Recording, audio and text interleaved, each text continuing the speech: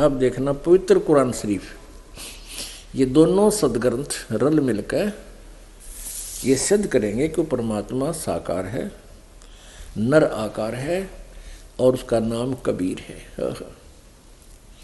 ये पवित्र कुरान शरीफ शेरवानी संस्करण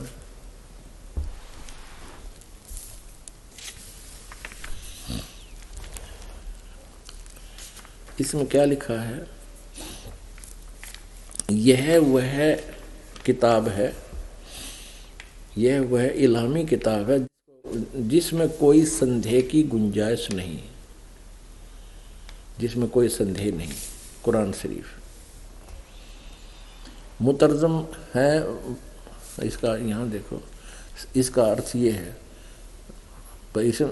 अनुवाद सटीपन शास्त्रीय अरबी पद्धति पर नागरी लिपि में शेरवानी संस्करण, प्रकाशक है लखनऊ किताबघर, मौसम बाग, सीतापुर रोड, लखनऊ।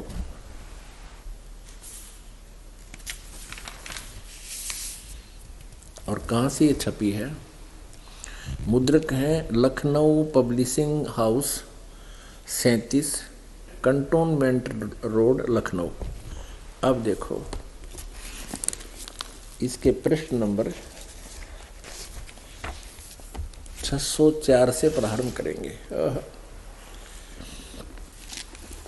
सूरत फुरकानी 604 पृष्ठ पे सूरत फुरकानी है ये सूरत, ये कुरान शरीफ है। और सूरत फुरकानी 25, इसमें हम नीचे ये है इसका अरबी भाषा में और उर्दू में लिखी है। अरबी भाषा लिखी उर्दू में है, ये भाषा अरबी है और लिखी गई उर्दू में है। जैसे ये हिंदी में लिख दी नागरी लिपि में, इनकाद जलियलवान अन अलिहितान, इस तरह के ये सारे जो लिख रखे हैं ये है उर्दू भाषा और लिख यही रखे हैं। यहाँ देखो तो यहाँ इसमें 52वीं आयत देखते हैं, यहाँ से प्रारंभ होती है, 51वीं समाप्त हुई।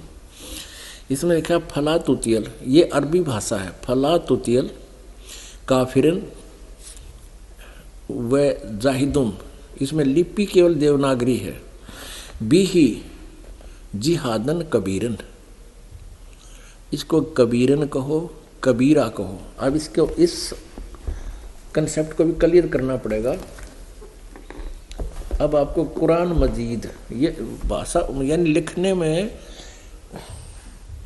इसमें कुरान मजीद में और कुरान शरीफ में अक्षर का भी अंतर नहीं है, लेकिन अनुवादक ने अरबी भाषा से हिंदी नागरी में लिखते हुए उसको वो कैसे भी लिख सकते हैं, कबीरा कबीरन।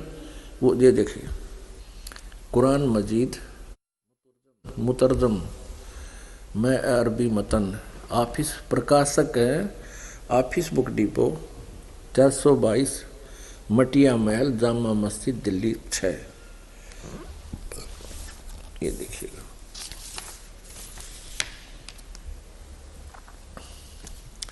मुतरजमा है मौलाना फ़तेह मोहम्मद खान साहिब जालंधरी का, तहीर तसीही मौलाना अब्दुल मजीद सरवर साहिब, प्रकाशक वो है Farid book depot private limited, नई दिल्ली, यहाँ से ये प्रकाशक है।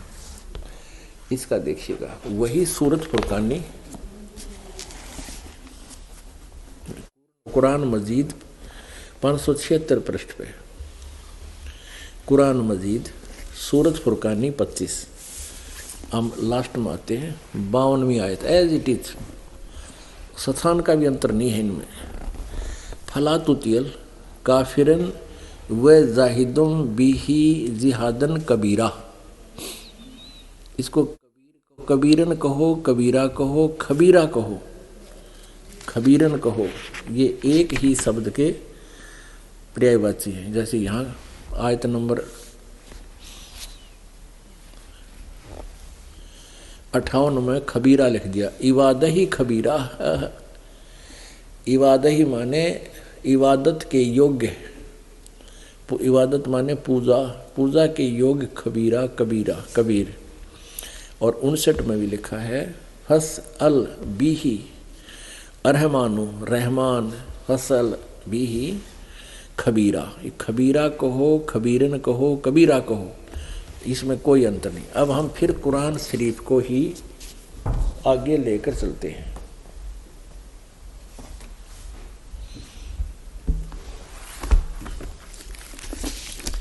ये देखिएगा पवित्र कुरान शरीफ, रूपांतरकार है नंद कुमार अवस्थी, और ये वही है कुरान शरीफ। यह वह इल्हामी किताब है, यह वह किताब है जिसमें संदेह की कोई गुंजाइश नहीं, और ये सारा वही है। अब हम इसको फिर वहीं आते हैं, प्रश्न नंबर 604 पे, आयत नंबर 52 में। ये देखिएगा, ये सूरत फुरकानी है 25। फला तुतियल काफिरन व जाहिदुम बिही जिहादन कबीरन। ये 52 नंबर आयत है। ना कबीरन कहो चाहे कबीरा कहो चाहे कबीर कहो। अब यह इन्होंने अनुवाद भी किया है। यह 51 समाप्ति 52 में इन्होंने अनुवाद भी किया हिंदी में। तो ए पैगंबर यानी कुरान शरीफ का ज्ञान देने वाला अल्लाह, जिसको पूरा मुसलमान धर्म अपना भगवान मानता है, वो अपने पैगंबर हजरत मोहम्मद को आदेश दे रहा है। तो ए पैगंबर तुम काफिरों का कहा न मानना, और इस कुरान की दलीलों से जो मैं तुझे आदेश दे रहा हूँ उनका सामना बड़े जोर से करो। इन्होंने कबीर का अर्थ बड़ा कर दिया, और ये यहाँ लिखना था कि ये जो काफिर लोग हैं वो कबीर को भगवान नहीं मानते, और तू उनकी बातों में आना, मेरे द्वारा दिए गए निर्देश पर कायम रहना और उस कबीर के लिए संघर्ष करना। वो भगवान है और वो काफिर उसने भगवान मानते को ना, इसका सीधा सा अर्थ है। तो ए पैगंबर तू काफिरों का कहा न मानना, और इस कुरान की दलीलों से जो मैं तुझे संदेश दे रहा हूँ से उनका यानी उस परमात्मा के कबीर के लिए उनका संघर्ष, उनके साथ संघर्ष करना, सामना करना, जोर से संघर्ष करना। अब आयत नंबर हम 53 देखते हैं। 52 हमने पढ़ ली, और ये बताया कि वो कबीर वही परमात्मा है और वही है जिसने 2 दरियाओं को मिला चलाया, जिसने सारी सृष्टि रची। अर्थ ये है ना कहने का चलाया, एक का पानी मीठा प्यास बुझाने वाला और एक खारी कड़वा, और दोनों के में एक आड़ और मजबूत रोक बना दी। यानी नीचे भगवान पृथ्वी में मीठा और खारा पानी है, दोनों में अलग अलग है। और वही है जिसने पानी की बूंद से आदमी को पैदा किया, फिर उसको साहिबे नसब यानी किसी का बेटा या बेटी, और ससुराल वाला यानी किसी का दामाद बहू बनाया। और तुम्हारा परवरदिगार यानी कुरान शरीफ का ज्ञानदाता किसी अन्य परवरदिगार की तरफ संदेश कर रहा है, हजरत मोहम्मद को बता रहा है। और तुम्हारा परवरदिगार हर चीज करने पर शक्तिमान है। और काफिर अल्लाह के सिवाय ऐसों को पूजते हैं जो न उनको नफ़ा पहुंचा सकते हैं और न उनको नुकसान है, यानी ना वो घटा सकते कर्म को ना बढ़ा सकते। देवताओं को पूजते हैं। और काफिर तो अपने परवरदिगार से पीठ दिए हुए हैं, मुंह मोड़े हैं। अब 56 समाप्त हो गया। तो ए पैगंबर हमने तुमको खुशखबरी सुनाने और सिर्फ अजाब से डराने के लिए भेजा है। अब 57 में इन लोगों से कहो कि मैं तुमसे इस अल्लाह के हुक्म पर कुछ मजदूरी नहीं मांगता, हाँ जो चाहे अपने परवदिगार तक पहुंचने की राह इख्तार कर ले। अब 58 में और ए पैगंबर उस जिंदा पे हजरत मोहम्मद जी को पूर्ण परमात्मा कबीर जी जिंदा महात्मा के रूप में मिले थे। तो यहाँ कहा कि वो तुझे मिला था जिंदा महात्मा के रूप, उस जिंदा पर, इसका अर्थ चैतन्य कर दिया, उस जिंदा पर भरोसा रखो हो जो कभी मरने वाला नहीं है, यानी अमर, और उसकी तारीफ, और तारीफ के साथ उसकी पाकी बयान करते रहो। यानी गीत कुरान शरीफ के ज्ञान देने वाले अल्लाह जो पूरा मुसलमान समाज ये मानता है कि हमारे भगवान ने कुरान शरीफ का ज्ञान दिया, वो अल्लाह कह रहा किसी और भगवान के लिए पाकी बयान करते हुए अपने बंदों के गुनाहों से काफ़ी खबरदार है। यहाँ इन्होंने इस खबीरा का 58वीं हम पढ़ रहे हैं ना, इस खबीरा का इवादही खबीरा, वो पूजा की योग कबीरा है, कबीर है परमात्मा, इसका अर्थ इन्होंने काफ़ी कर दिया, बहुत कर दिया। यहाँ देखो, वह गुनाहों से वह काफ़ी खबरदार है, काफ़ी कर दिया।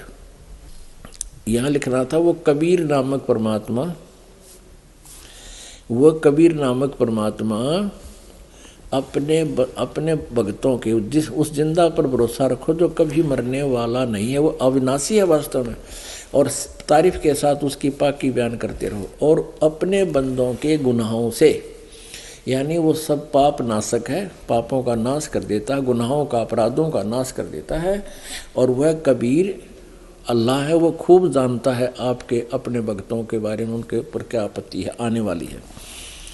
59 में कमाल कर दिया, जिसने आसमानों और ज़मीन और जो कुछ उनके बीच में है सबको 6 दिन में पैदा किया, और फिर तकत पर जा विराजा, वह अल्लाह बड़ा, यहाँ लिखना था वह अल्लाह कबीर। यहाँ देखो रहमान है, यहाँ 59 में यो खबीर शब्द है। अरमानू यानी रहमान फसल भी ही खबीरन, यहाँ खबीरा कहो खबीरन कहो एक ही है, तो इसका अर्थ बड़ा बड़ा कर दिया इन्होंने।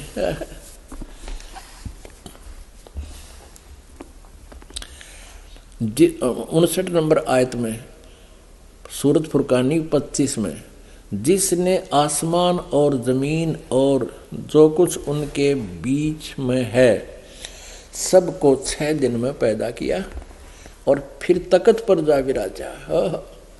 6 दिन में सृष्टि रच के 7वें दिन यू अल्लाह बड़ा, यानी कबीर अल्लाह तो पूर्ण परमात्मा तो तकत पर जा बैठा, जा विराजा, वह अल्लाह बड़ा, वह अल्लाह कबीर, अल्लाह कबीर रहमान है, दयालु है। तो उसकी खबर, यानी कुरान शरीफ के ज्ञान देने वाला अल्लाह भी उस पूर्ण परमात्मा से बाखबर नहीं है, उसके बारे में जानकार नहीं है, तो उसकी खबर, इसलिए हजरत मोहम्मद से कह रहा है कि उस पूर्ण परमात्मा की खबर जिसने सृष्टि रची तकत पर जा बैठा, किसी बाखबर इल्म वाले से पूछ देखो, बाखबर से यानी तत्वदर्शी संत से पूछ देखो, मैं नहीं जानता। फिर पढ़िए, जिसने आसमानों और ज़मीन और उस कुछ जो कुछ उनके बीच में है सबको 6 दिन में पैदा किया, फिर तकत पर जा विराजा, वह अल्लाह बड़ा, वह अल्लाह कबीर रहमान है। तो उसकी खबर किसी बाखबर से पूछ देखो, ये 59 आयत खत्म होगी। अपुण्यात्माओं, इतने प्रमाण है हमारे सदग्रंथों में, अब इससे सिद्ध हो गया कि दोनों पवित्र सदग्रंथों ने रल मिलकर ये सिद्ध कर दिया कि परमात्मा मनुष्य जैसे शरीर युक्त है, मनुष्य जैसा साकार है, और उसका नाम कबीर है। उसका नाम कबीर है। यही पवित्र वेद प्रमाणित करते हैं कि वो परमात्मा कबीर देव है। हम उसको वो कबीर देव लिखते हैं, वेदों वालों में कबीर देव कबीर लिखा है, कबीर, हम उसको कबीर देव कहने लगे, कबीर साहब कहने लगे। अब परमात्मा कबीर जी क्या बताते हैं,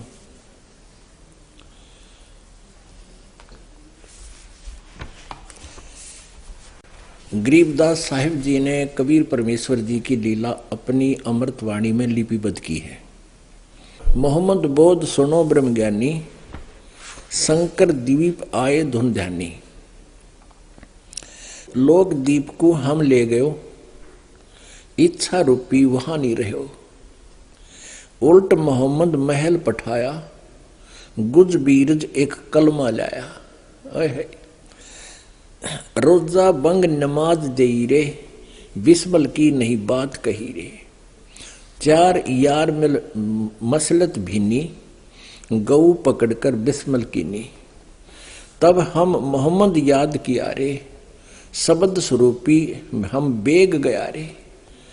मुई गऊ हम बेग जवाई, तब मोहम्मद का निश्चय आई। तुम सत कबीर अल्लाह दरवेसा, मनी मोमन मोहम्मद का गया अंदेशा। दास गरीब अनाहद थीरम, बजलो सतनाम और सत कबीरम। अब यहाँ गरीबदास साहिब जी ने स्पष्ट किया है कि कबीर परमेश्वर हजरत मोहम्मद जी को मिले और उनको अपने सतलोक में लेकर गए। लोकदीप, यहाँ एक ब्रह्मांड के अंदर एक राजदूत भवन है, जैसा प्रत्येक देश में प्रत्येक देश का होता है।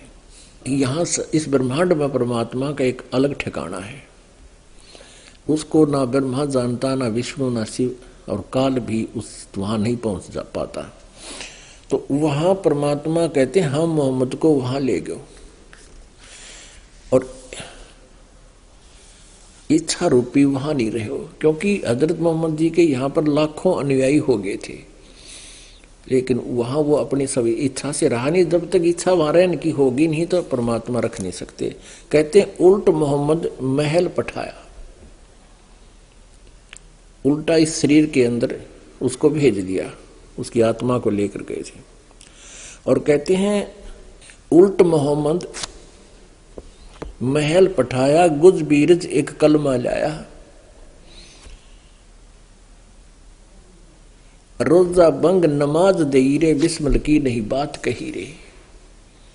हजरत मोहम्मद जी ने आप जी को गऊ या कोई भी पशु बिस्मल करने के लिए नहीं कहा, उसने केवल रोजा रखने के लिए और बंग और नमाज, मस्जिद में ऊपर चढ़कर आवाज लगाने को और केवल नमाज करने को ही कहा था, किसी गऊ को मारने के लिए नहीं कहा था।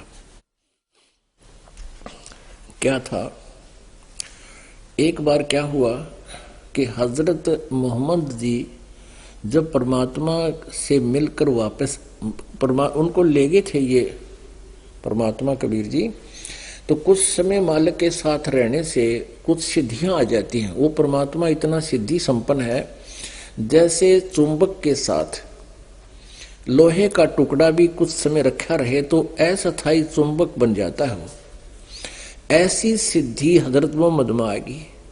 हजरत मोहम्मद जी एक दिन बैठे थे और उन्होंने किसी के बकरे को मार दिया अपनी सिद्धि से,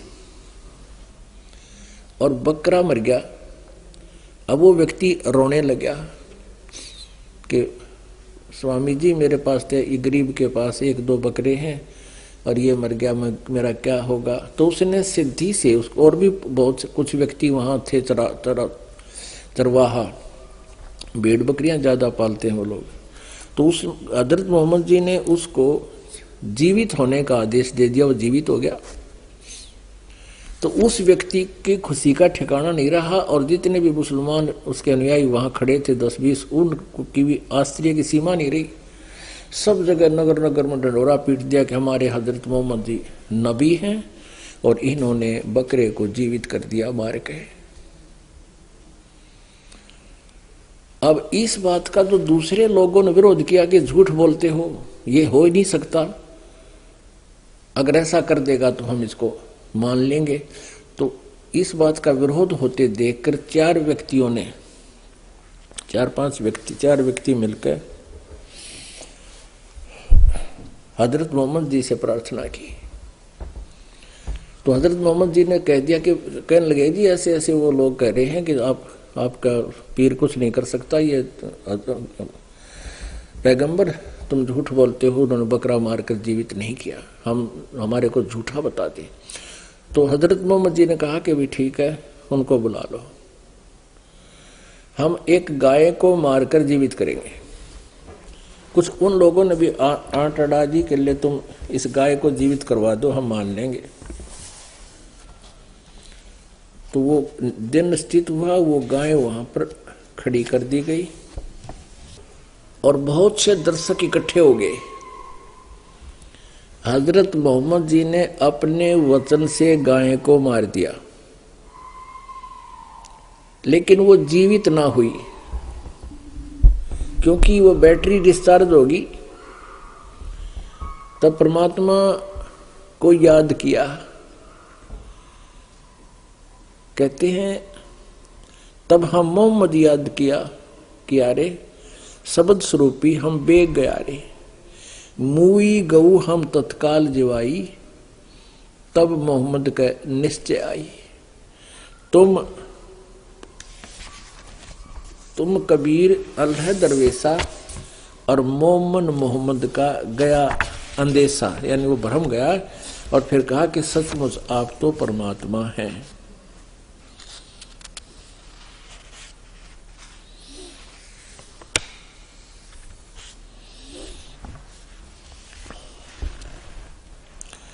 चार यार मिल मसलत की नी, गौ पकड़ कर बिस्मिल की नी, तब हम मोहम्मद याद किया रे। हाँ, ये दो समय ऐसा हुआ। एक बार तो हजरत मोहम्मद जी ने स्वयं वचन से मारकर जीवित की, तभी यही स्थिति उनके साथ हो गई थी। तो क्या कहते हैं, मारी गौ शब्द के तीरम, ऐसे होते मोहम्मद पीरम, और शब्द फेर जवाई, ऐसे पीर मोहम्मद भाई, जिन्होंने अनसार रखा गोसत नहीं बाख्या, ऐसे पीर मोहम्मद भाई। अब क्या बताते हैं कि जब वो गाय जीवित की, परमात्मा उनको जिंदा महात्मा के रूप में गए और कहते हैं हमने फिर वो गाय जीवित की, लेकिन उस समय में परमात्मा कह रहे हैं हजरत मोहम्मद जी के अतिरिक्त किसी को दिखाई नहीं दे रहा था। वो जीवित मैंने की और दर्शक ये मान रहे थे कि हजरत मोहम्मद जी ने जीवित की, लेकिन हजरत मोहम्मद जी को पता लग गया था कि ये मेरी ताकत से बाहर की बात थी। तो क्या बताते हैं, कबीर साहब भी कहते हैं कि नबी मोहम्मद नमस्कार है, राम रसूल कहाया, 1,80,000 को सौगंध जिन नहीं कर चलाया। अरस कुर्स पर अल्लाह तकत है, और उसके कुर्स पर यानी आसमान के अंतिम छोर पर अल्लाह तकत है। अरस कुर्स पर अल्लाह तकत है, उस परमात्मा का तख्त है, और खालिक बिन नहीं खाली, उस परमात्मा की दृष्टि से कोई भी जीव बाहर नहीं है। और वो पैगंबर पाक पुरुष साहिब के अब्दाली, कहते हैं वो महात्मा जो पैगंबर थे हजरत मोहम्मद जैसे, वो तो एक पुण्य आत्माएं थी, पाक आत्मा थी, पवित्र आत्माएं थी, और परमात्मा के कृपा पात्र थे। फिर क्या बताते हैं कि अर्श कुर्स पर अल्लाह तकत है, खालिक बिन नहीं खाली, वह पैगंबर पाक पुरुष साहिब के अब्दाली। और 1,80,000 को सौगंध जिन नहीं कर चलाया, कि हजरत मोहम्मद जी के उस समय जब उनकी मृत्यु हुई 1,80,000 अनुयायी बन गए थे। तो यहाँ ये प्रमाणित करना चाहते हैं कि उन पुण्यात्माओं ने, मुसलमानों ने कभी मांस छुआ तक नहीं, और आज तुमने ऐसा कर दिया कि मांस नहीं खाते हो तो मुसलमान नहीं, एक तरह के जो भैया। अब इस मुसलमान धर्म के उत्थान को लगभग 1400 वर्ष हो गए, तो इसमें तो ये बुराई घर कर जाना एक स्वाभाविक बात है। अब ये सिख धर्म, इसको लगभग 500 वर्ष हुए हैं, 450 वर्ष बल्कि, सिख धर्म के उत्थान को। वैसे तो ये कबीर साहिब के पैरेलल ही नानक साहिब जी समांतर थे, वो उनके समांतर हुए हैं, फिर 600 वर्ष ला लो। और अब इसमें सिख धर्म में मांस ऐसे खाते जैसे गाजर मूली खाया करते हैं, और ये भी कुछ दिन में कहने लग जाएंगे हमारे गुरुजी भी खाते थे, वो तो महापुरुष ऐसे थे छुआ भी नहीं करते, मांस शराब तम्बाकू उनके लिए तो एक बहुत विष के तुल्य था। और अपने अनुयायियों को वो सिख धर्म के गुरु कभी अलाउड नहीं करते थे। और आज देख लो वहां कितनी बिजली गिर गई। तो पुण्यात्माओं, इसी प्रकार ये मुसलमान धर्म के अंदर मांस खाने की जो परंपरा है बिल्कुल गलत है। हमारे बच्चा ने कोई खाने लग गए तो कैसा लगे हमको। इसलिए परमेश्वर कबीर जी कहा करते थे कि भी मांस खाना महापाप है।